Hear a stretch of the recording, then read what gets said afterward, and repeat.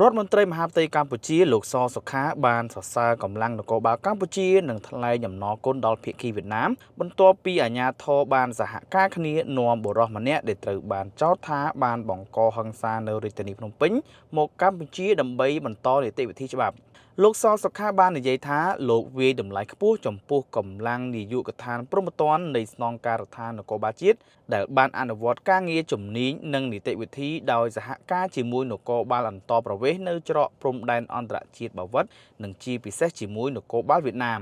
លោកបានថ្លែងអំណរគុណដល់ភាគីវៀតណាមចាប់ពីថ្នាក់ដឹកនាំនគរបាលរហូតដល់មន្ត្រីជំនាញ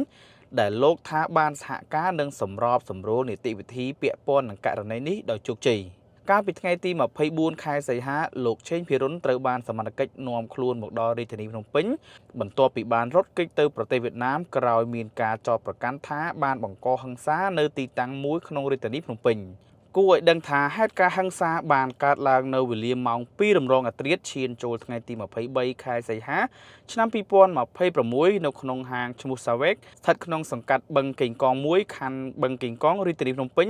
ដោយឈ្មោះឆេងភិរុនបានយកដបស្រាវាយក្បាលជនរងគ្រោះលោកសសុខាក៏បានអំពាវនាវដល់ប្រជាពលរដ្ឋឲ្យគ្រប់គ្រងអារម្មណ៍និងជៀសវាងការប្រព្រឹត្តបទល្មើសជាពិសេសអំពើហិង្សាដែលបណ្ដាលឲ្យមានផលវិបាកតាមផ្លូវច្បាប់លោកបានព្រមានថាអ្នកដែលប្រព្រឹត្តបទល្មើសមិនគួររត់គេចខ្លួនឡើយព្រោះការរត់គេចខ្លួនមិនអាចធានាថានឹងផុតពីការអនុវត្តច្បាប់ជារៀងរហូតបាននោះទេលោកបានអំពាវនាវឲ្យអ្នកដែលប្រព្រឹត្តកំហុសចូលខ្លួនសារភាពនិងទទួលខុសត្រូវតាមច្បាប់ដោយមិនចាំបាច់រងចាំការអំពាវនាវឬការចាប់ខ្លួនពីសមត្ថកិច្ចទោះជាយ៉ាងណាលោកសសុខាបានបញ្ជាក់ថាការភ្ញាក់ខ្លួន